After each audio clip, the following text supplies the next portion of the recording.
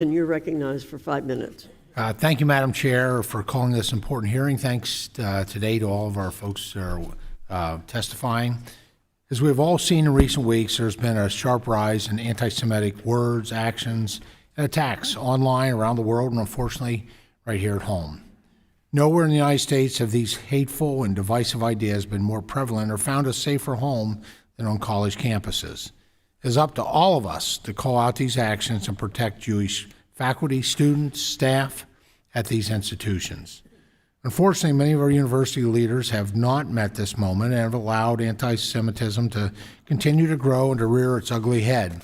President McGill, does the University of Pennsylvania have in place any policies to ensure that each student who is enrolled at the university receives information on the history of anti-Semitism, how anti-Semitism presents itself, and action students can take to prevent and report anti-Semitic behavior, and if, why or why not? Thank you for the opportunity to discuss that. We are in the midst of making certain that all anti-bigotry efforts ensure education about anti-Semitism. We committed to that into September, and we're working through that. We've added education. Some parts of our program do, and some parts of our program need to be enhanced. So we're working on that right now, and I assure you that we will make certain that that is included in all of our anti-bigotry efforts, anti-Semitism. That is much appreciated. I wonder if that type of education would have been in place at all of our college campuses before this, whether we would have seen the massive reactions that we have that are just hard to describe and justify in terms of the demonstrations and just the hate. As part of the recent protests on and around campus, there have been dozens of arrests made by university police, including several related terroristic threats.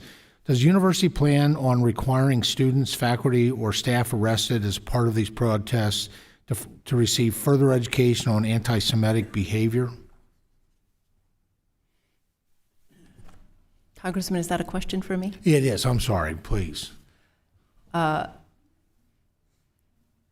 we're very committed to making sure everyone understands history and anti-Semitism for sure. The description of the arrests, I'd need to learn a little bit more about. Well, the requests that have occurred, obviously, related to protests involving faculty or staff, students.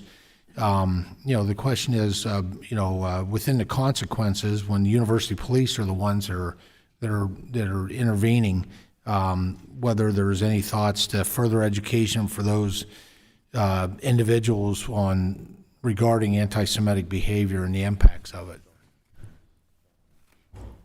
It's certainly consistent with my perspective and my values and the institution's values. I wonder if I could follow up with your team about the specifics of these arrests, because I don't know exactly what you're speaking about, but I agree with you that anyone who was arrested for an activity that was anti-Semitic, some act or something else, harassment, intimidation, should certainly receive education in addition to other consequences, in my opinion. Sure. Some criminal activity they were arrested for that was obviously driven by anti-Semitic beliefs and expressions.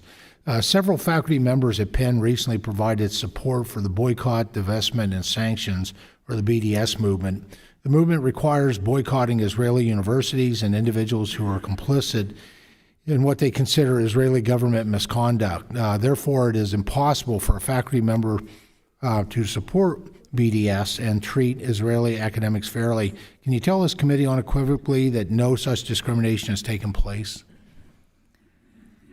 I appreciate the opportunity to clarify a very clear position that the University of Pennsylvania has had for many years, which is we strongly oppose boycotting, divesting, and sanctioning Israel. We have many flourishing it's contrary to academic freedom, among other things. It's singling out one state and treating it differently than others. We have many academic collaborations with universities in Israel. They're terrific collaborations. We're very clear on BDS. We are opposed to it, and our practices make that clear. So as a part of that, and I'm a strong supporter of the right to free speech, including on college campuses, does University of Pennsylvania have any policies or procedures in place to ensure that BDS supporters cannot implement their boycott positions in their official capacities or not given such individuals administrative powers to begin with? Well, it's the position of the institution that we do not engage in boycotting, sanctioning, or divesting, and I would think that would follow for any member of the organization who is acting in their official capacity. But if you have specifics that I could follow up on after this hearing, I would very much like to hear them. We'll do that. Appreciate it. Thank you, Madam Chair. Thank you. Ms. Bonamici, you're recognized